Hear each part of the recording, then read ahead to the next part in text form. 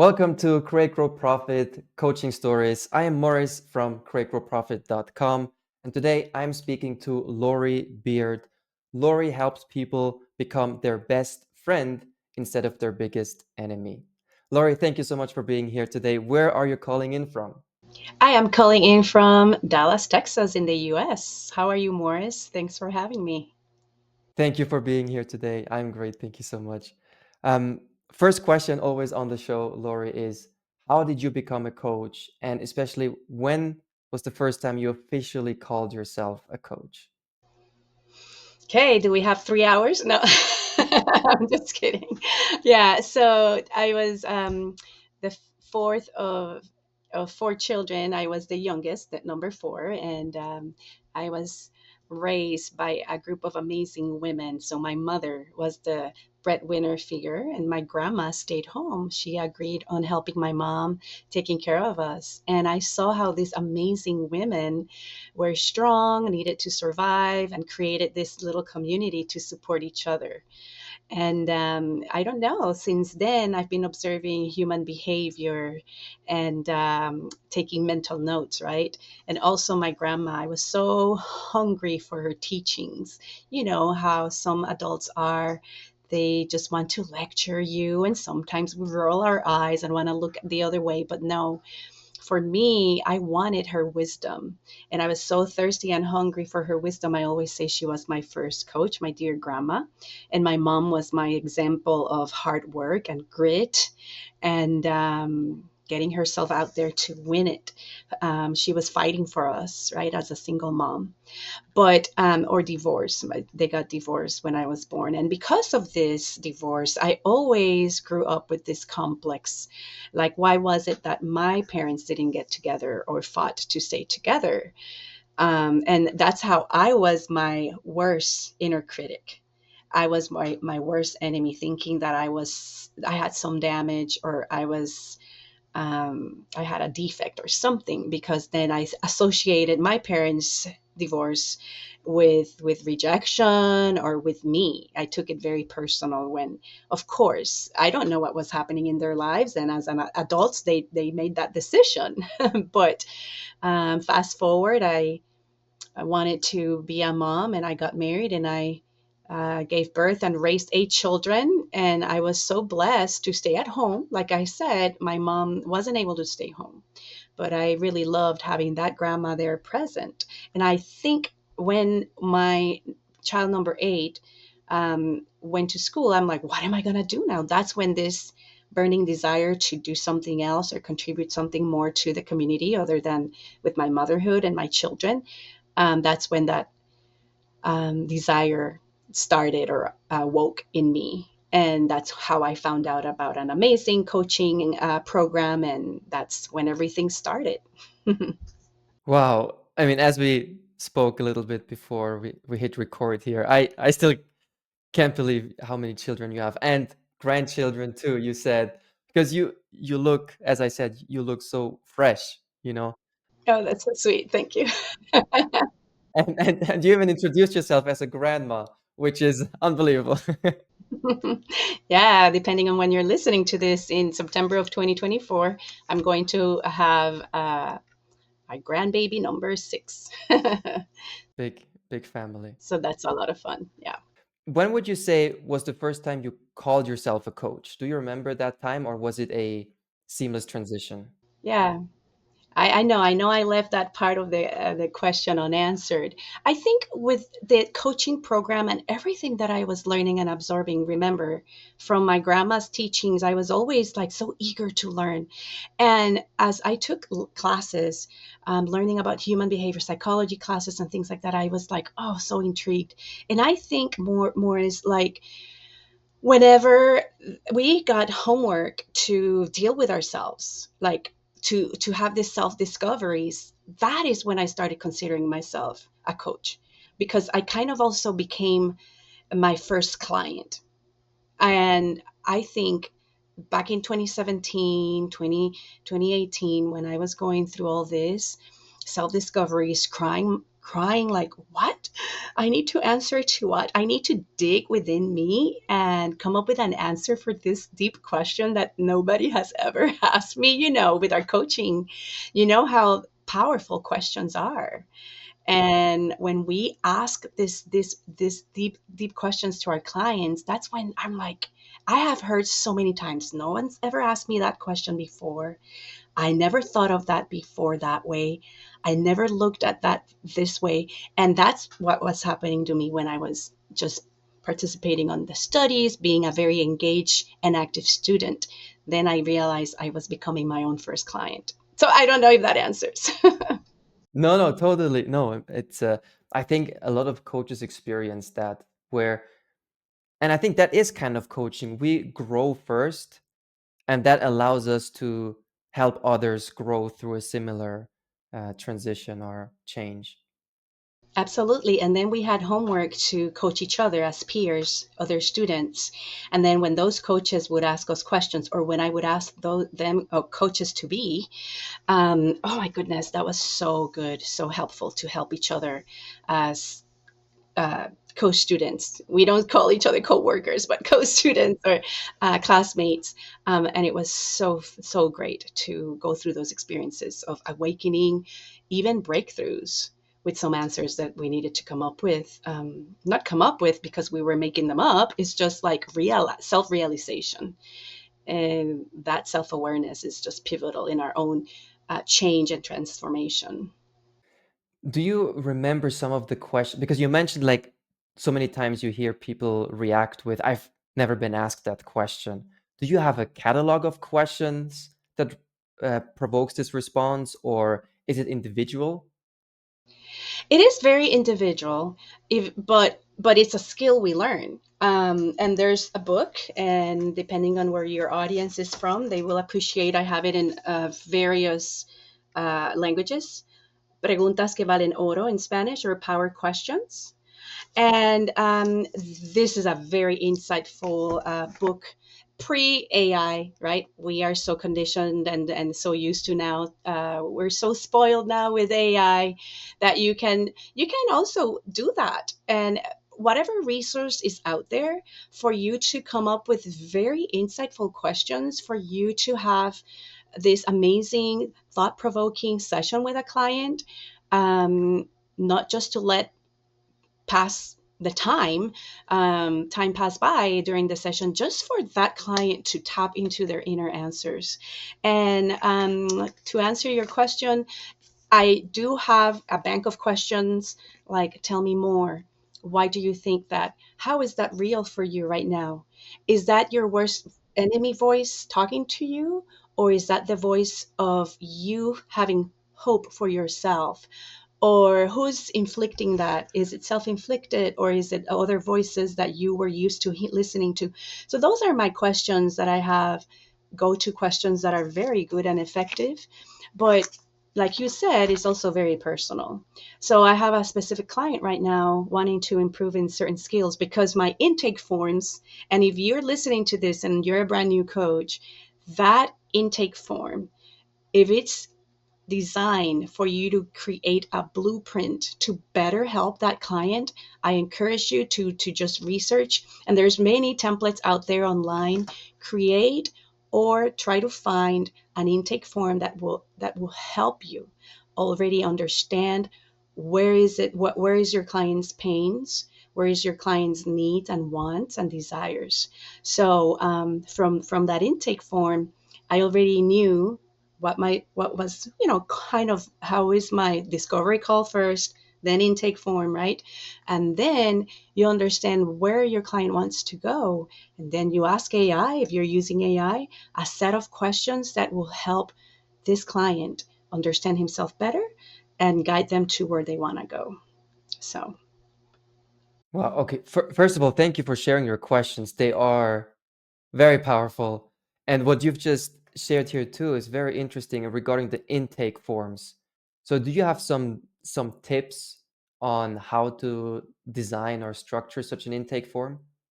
yes, like I said, it's just the basic information at the beginning, and then what are the things you want more help with, which I have like little check boxes, like sleepless night, restlessness, nervousness, self improvement, confidence. I have certain areas that I want to know where they feel they are lacking skills or ability and courage or whatever it is. And then I ask, picture yourself, because of my clinical hypnosis component, I ask them, what are your favorite places you like to be?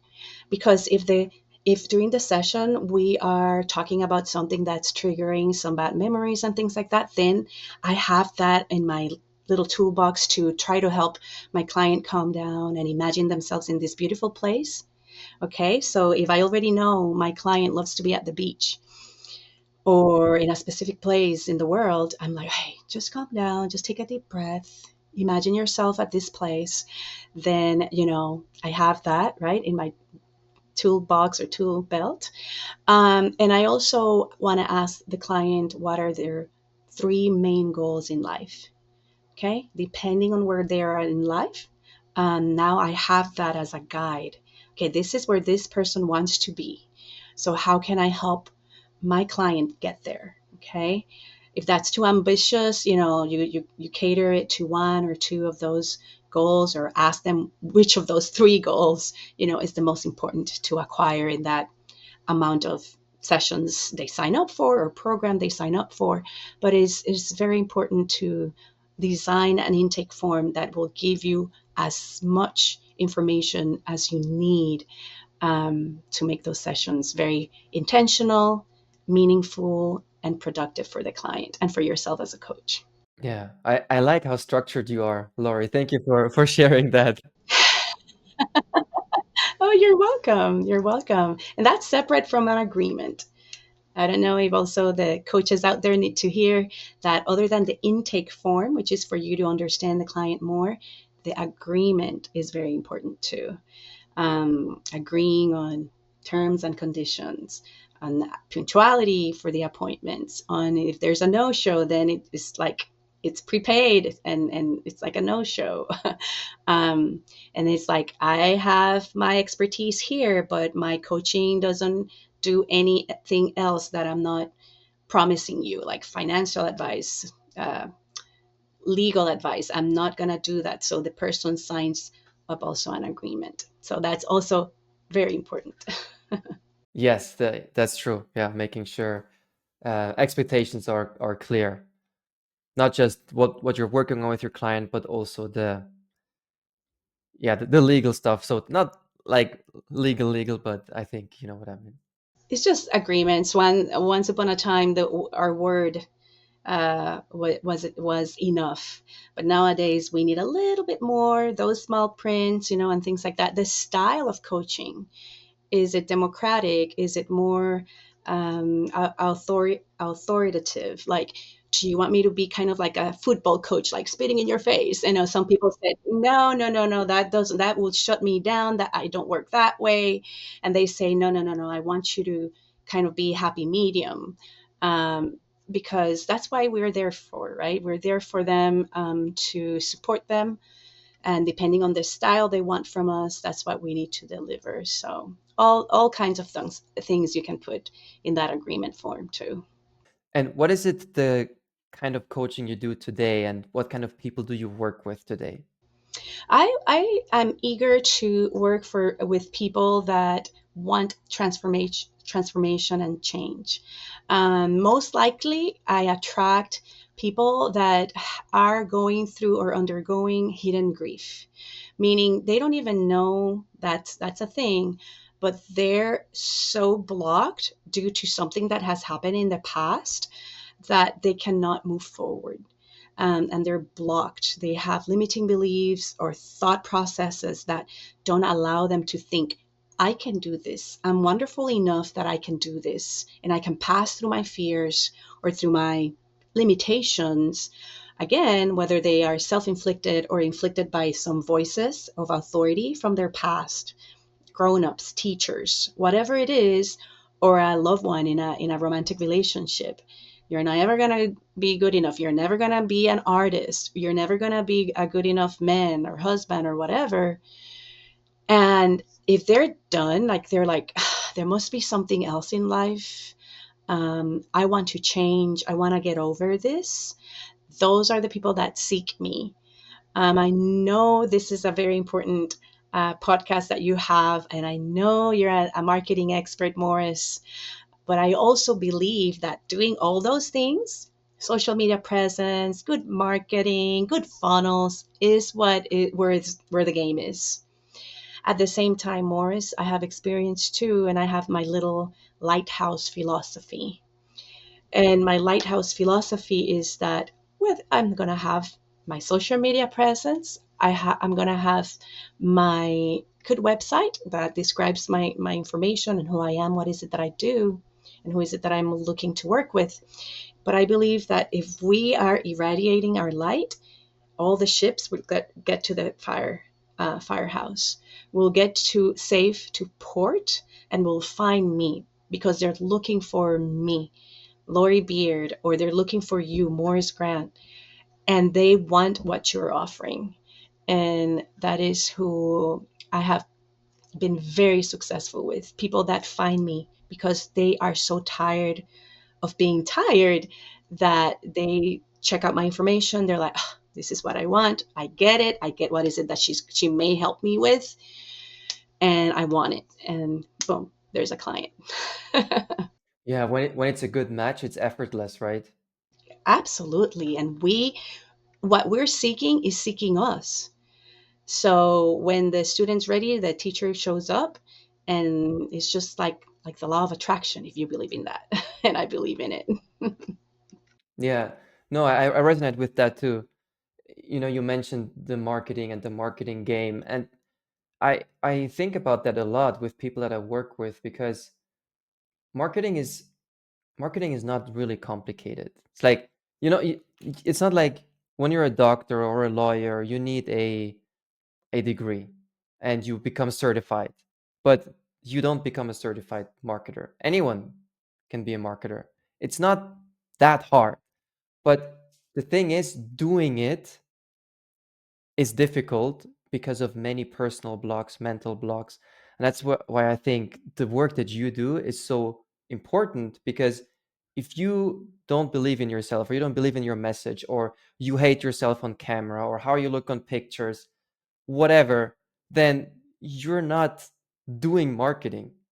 Exactly. That's where, when you're your worst enemy, and is so self-conscious about it not being perfect, it whatever it is, the video, the podcast episode, the interview, showing up. You need to show up. You need to show up, and that's the marketing.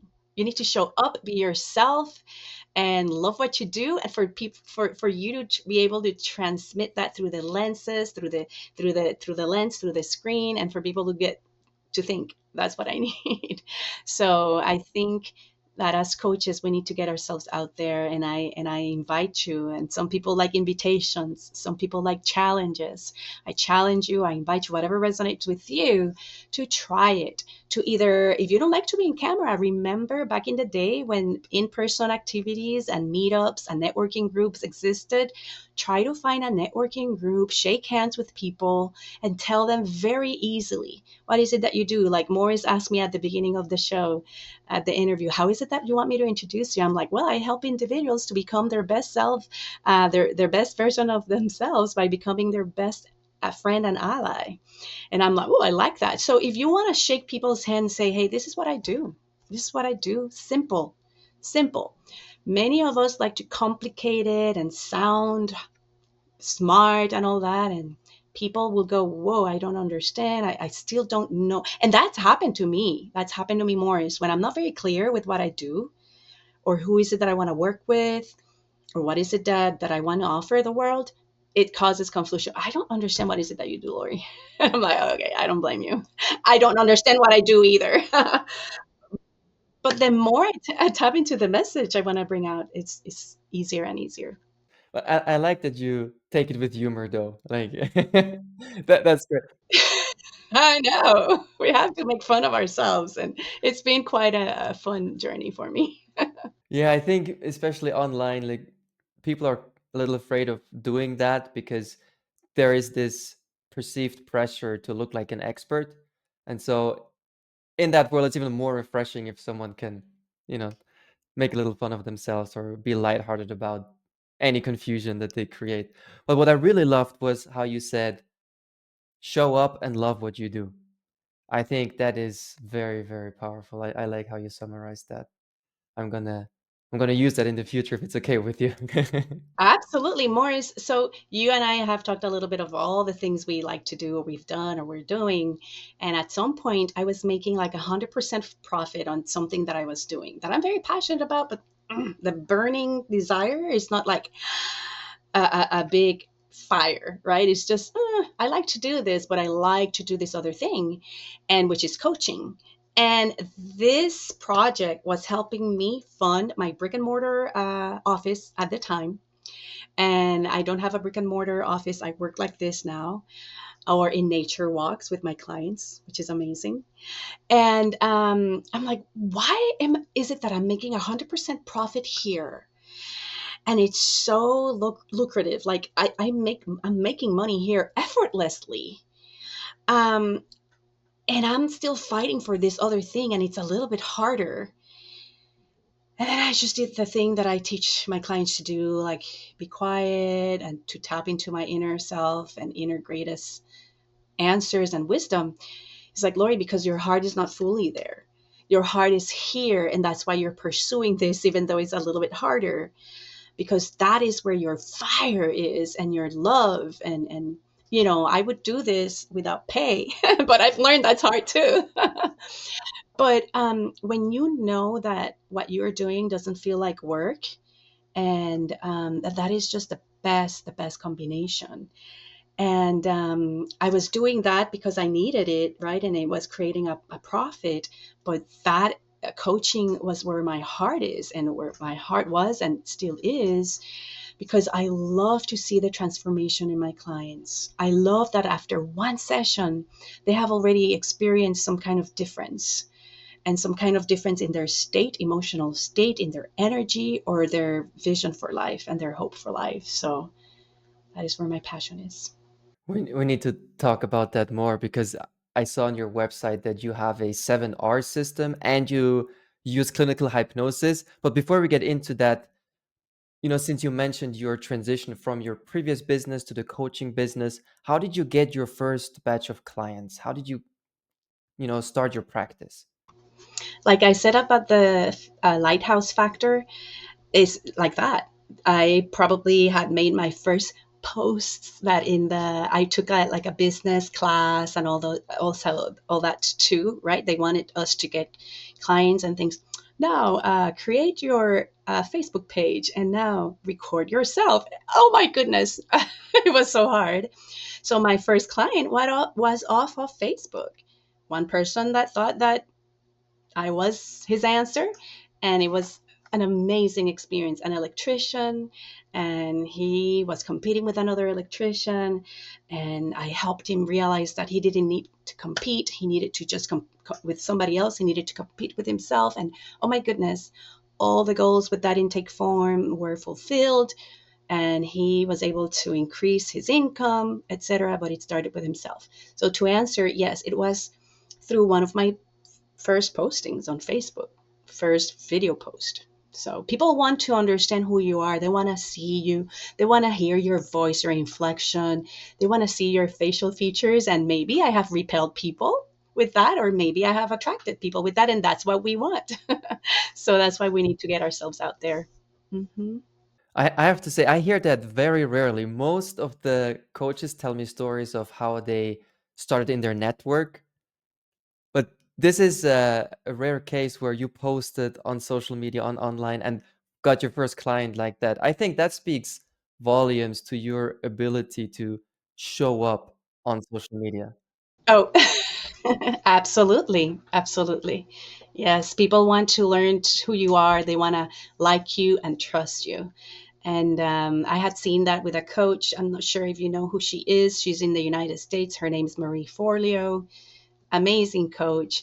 So I would see tons of her videos. This was when life coaching was a crazy thing or looked down upon, or she was one of the first life coaches in the United States. Marie Forleo, look her up. She's amazing. She's a doll. And I would see her example, and I would see how everything was against her. She was too young to be a life coach. What is a life coach? You know, and she didn't care. She beat all the odds, and she was so confident about herself. So I wanted to be that. And I didn't know it at the time, but then when I started being challenged or invited to record my own videos and all that, I'm like, I've enjoyed this about Marie Forleo. If I have enjoyed it, I need to do it also and step up. I want to ask your audience out there. Imagine if your best singer, your best athlete, your best team, your best actor will be shying and hiding under their bed and saying, "No, I don't want to do that because I don't trust myself." You wouldn't have enjoyed a good game, a good concert, good music, because they would be suppressing that and not showing up. Imagine if all of those people that you enjoy and give you happiness in life or faith in life, for me, it's Christian rock. Imagine if those lyrics would not be out there because they were so scared about, oh no, this is not a good enough song. We would not be enjoying a lot of things in life. So people are there waiting for you. People want what you have. So get yourself out there. That is beautifully said, Lori. That's a good mindset. That's a good reminder to start the day with. I hope anyone listening to this in the morning, I hope this, sets the mind for the rest of the day. Lori, let's talk about your coaching process too. How does your 7R methodology work, and where does clinical hypnosis come into your methodology? Wonderful, wonderful question. Before I share my steadfast forward or 7 R's method, I want to share a little bit of my 3 pillars, which is the framework. The framework is believe that you can change, you can transform, begin those doing those things that are going to help you with the change for you to become. And I don't know about you, I haven't gotten to that destination yet, Morris. I am becoming. I have become a better person, a better coach, and it's a lifelong journey. So those pillars are the ones I work with: believing in yourself, beginning or believing in your coach, at least if you don't believe in yourself yet, and then beginning to do those things which takes action, and to become the best version of yourself, become your best friend and ally. And then that's when my 7 R's method or steadfast forward method can come in, because we're creatures of habit, and we're so marked with our past. I even don't want to use the word trauma, but yes, traumas of life. I share with people 7 R's, which are in my book. I'm self published. You can find it on Amazon. My book is Removing Emotional Burdens. That is very important because that is one of the reasons why you have those limiting beliefs, because you're carrying so much emotional garbage or weight on your shoulders that you need to remove them, say no more. Resolving those internal conflicts. And my example is me having felt so ashamed or bad about myself that I was not enough. So I needed to remove those emotional burdens about myself to resolve the internal conflicts. Like, I'm not responsible about my parents' decisions, right? And then to release the negativity, to reframe those sabotaging perceptions, reframe them, like putting them in a new frame. Like, okay, I don't understand what was happening with my parents, but I am wonderful enough. I am great enough. I'm not responsible for that. It's like putting it in a new frame of mind and replacing it with positivity. I'm awesome. I'm beautiful. I'm courageous. I'm confident. And to restore meaningful relationships. And that relationship is with divinity, deity, and yourself. And in my situation, with my dad, like, Lori, stop. he is who he is. He made his choices. I need to restore. If this is meaningful for me, it's not going to interrupt my life or be destructive. It's okay for us to repair those relationships or restore them to then rewrite our stories. And that's my 7 R's. You can rewind this episode a little bit so you can write write it down, but those are my 7 R's that will help you improve in life. And then they're ongoing. They're ongoing because we're going to live life and stuff is going to happen. New stuff is going to happen to us. So when we revisit those 7 R's, then we can live a life of joy and fulfillment. And we didn't start the story of our lives, but we can rewrite or write the ending, the ending, the final chapters of our life. We can design them. By design, if we create our blueprint, we're going to have a better ending. I Again, I really like how structured you are, Lori, but at the same time, you are very intuitive within, your structure. I think that's amazing coaching. Thank you. Thank you. And what about your clinical hypnosis? I'm curious when you use that. Yeah, so clinical hypnosis is just a beautiful modality that allows me as a practitioner to tap into people's subconscious mind, whether it is to recalibrate how the person thinks or their thought processes, or to, I don't like to use the word reprogram, but recalibrating kind of resonates better with me, so that they again become their best friend. When somebody is thinking because it was self-inflicted out of a assumption or interpretation, somebody told me, my dad always told me, use your head, use your head, use your head, in a very horrible tone of voice, etc. What that person was hearing was, you're dumb, right? So those are our own assumptions and conclusions that we take out of somebody's tone, somebody's saying, whether they're right or wrong. And then instead of that person thinking all the time, I need to use my head because I'm dumb, then if that person has those feelings or that record playing all the time, repeating and repeating, then if that's the thing, okay, I'm dumb, I'm not good enough, my client and myself, we come up to an agreement on what is it that we want to release, remove, or resolve during that session, so that I can help the person, guide them through a metaphorical experience or literal, depending on how the client receives better.